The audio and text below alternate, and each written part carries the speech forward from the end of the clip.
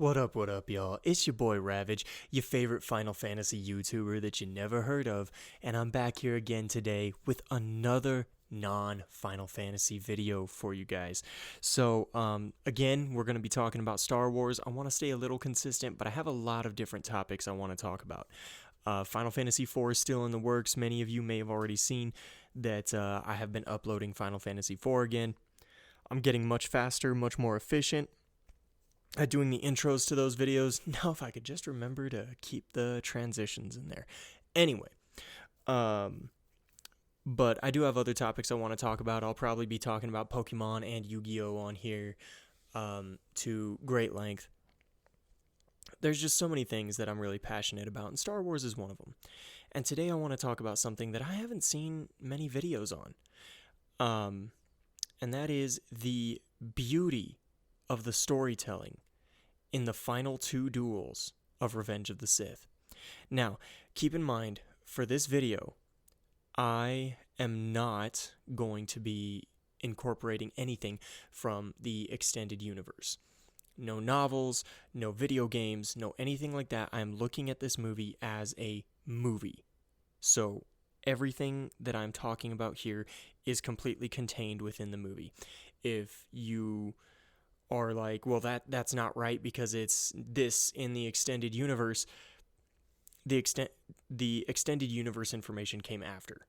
What we saw in the movie as an audience was something beautiful, a very nuanced story being told that had no verbalization. It was all told through combat. So, after Order 66, Yoda goes to confront Darth Sidious, and Obi-Wan goes to confront Anakin. Two of the most iconic lightsaber duels in the franchise. Two Apex-level duels, clashes of four of the most powerful Force users to ever live. It's epic. And the results of those duels is very important to the storytelling. So, we'll start with Obi-Wan confronting Anakin. Obi-Wan won his duel, and when he confronted Anakin, he tried to talk Anakin down. He tried to tell Anakin, look, you are my best friend. Come back. It's not too late. I mean, it was absolutely too late. But, Obi-Wan didn't go there with the intention to kill Anakin. He didn't even go there with the intention to fight Anakin. That was the last thing on his mind. He wanted to bring his best friend back. This amazingly powerful warrior, this great and close friend who he'd known for the last 13 years. He'd raised him from the time he was a boy to the time he was a man.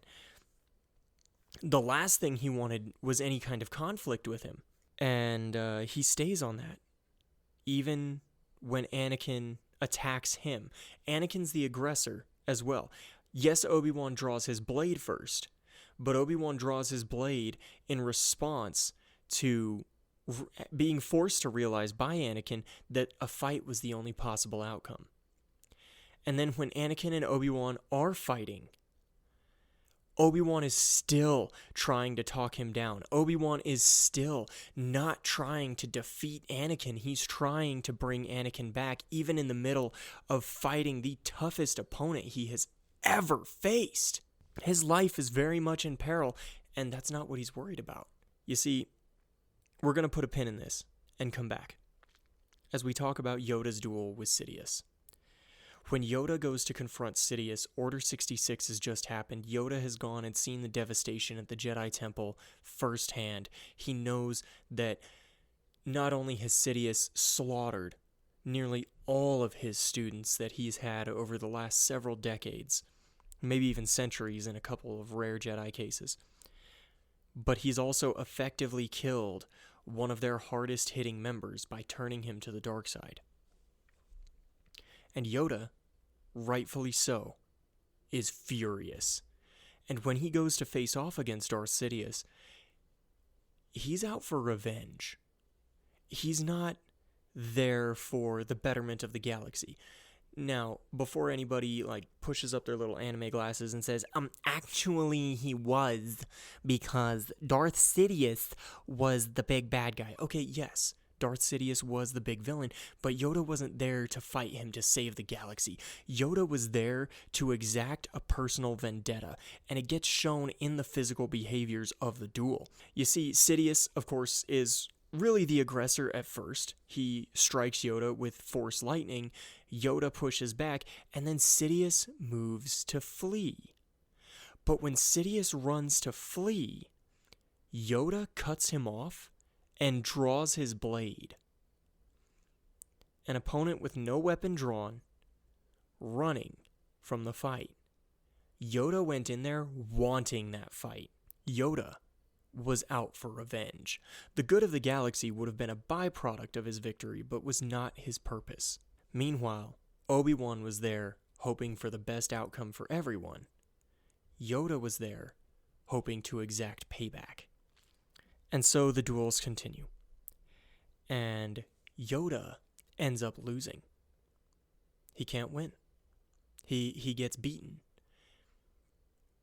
And it's because he went into the battle with a very non-Jedi-like mindset, and something that we see through the entirety of Star Wars media, just on screen. You know, the Clone Wars, Rebels, the movies, stuff like that. No video games, no comics, no books.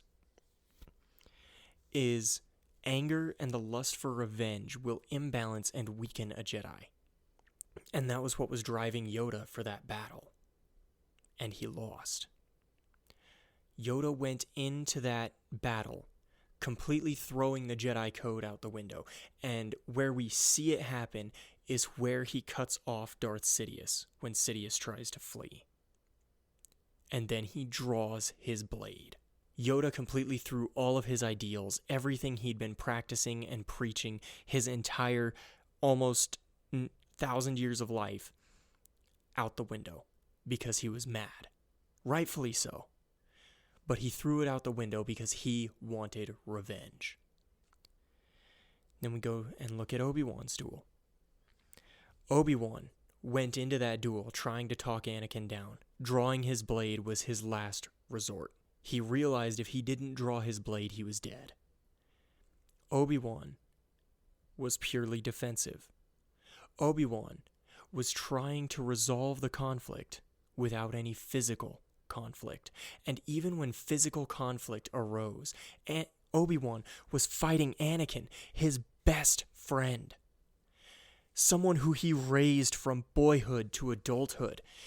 This battle, especially after watching him choke his wife, something this Jedi he had raised would have never done, had to have been ripping his heart out from the inside. But did he let that and his lust for revenge or his anger over everything that happened in Order 66 overtake him during that duel? No. Obi-Wan continued to stay on the defensive, trying his best to not hurt Anakin, and trying his best to talk Anakin down and bring him back. Now, I know a lot of you are going to say, oh, but there's no way Yoda could have talked down Darth Sidious. You know, that guy was evil to the core. He was evil for evil's sake. And you're right. I'm not saying that's what Yoda should have done. I'm saying we saw Yoda specifically throw his ideals out the window to feed a vendetta. Back to the duel with Obi-Wan. Obi-Wan continues to try to talk Anakin down, and then we see the point where Obi-Wan realizes even if Anakin can come back, it's not him who can bring him back. And that's when he says, I have failed you, Anakin. I have failed you. That's when Obi-Wan takes the high ground and cuts off 3 of Anakin's limbs as Anakin jumps over him. Obi-Wan won that duel. Because even in the end of the duel where Obi-Wan lops off 3 of Anakin's limbs, it is a defensive maneuver. He leaps up onto the higher ground and gives Anakin one final chance to disengage. He gives Anakin one final chance to put his lightsaber down and walk away. He doesn't have to come back to the Jedi. It's just this is where the fight ends. Nobody has to get hurt. And Anakin attacks and pays the price for it. Obi-Wan went into that duel a Jedi, and he stayed true to the Jedi Code for the entirety of the duel, and he won. Yoda went into that duel and threw the Jedi Code out almost immediately, and he lost. I always felt that the dichotomy of those duels, or rather the duality of those duels, my mistake, I misspoke, was beautiful. I always felt like it was such beautiful, subtle storytelling about how your ideals are only worth as much as you stand by them. When your ideals are truly put to the test, that is when they will make or break your victory. And it is true that victory is never an assured thing. But you can mitigate a loss by standing by your ideals. Now, there's a lot more nuance that can go into this that I'm not going to get into here because I don't want this to be a 30-minute video about talking about ideals and standing by them and what they bring you or not. In reality, this is a fictional universe. The storytelling to me, ever since I saw that movie as a kid in theaters in 2006, I got one of my friends to sneak me in. My mom forbade me from seeing it in theaters. I was too young. And Lucas wanted it to be rated R.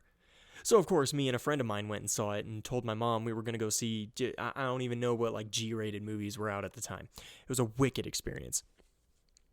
But this battle was always, to me, a story about standing by your ideals and the importance of being able to practice them, even when they are put under the most absurd amounts of pressure. Even when you are pushed to the brink, you are only as worthy as your commitment to your ideals. Now, again, I do understand how dangerous that statement can be in the real world. That was just what I got from the storytelling. You know, like, practice what you preach is basically what it was. And Yoda, when it came down to the actual moment, to the real moment of truth, he could not practice what he preached. But Obi-Wan could. Yoda lost his duel. Obi-Wan won his. And I always felt that was such good storytelling. So, leave some comments down below if you disagree with me, if you think Darth Sidious was running out to that hallway because he knew Yoda used Ataru and was trying to beat him a lot easier, and that I'm just wrong. Leave that comment down below so I can remind you that I am not using extended universe material here, and that was noted in the novelization. That was not noted in the movie. And if you agree with me, if you think that was some very subtle storytelling that a lot of people missed, because I have not seen any videos on it, let me know. Or if there are a lot of videos on this that I missed, because, you know, I don't see everything on the internet. Maybe a couple of you guys have been around the blocks a couple times, and a lot of YouTubers have already talked about this. Let me know down below. Shit, give them a shout out. See if you can help them grow their channels. They're not going to grow it much off of my channel. My channel's small, but hey.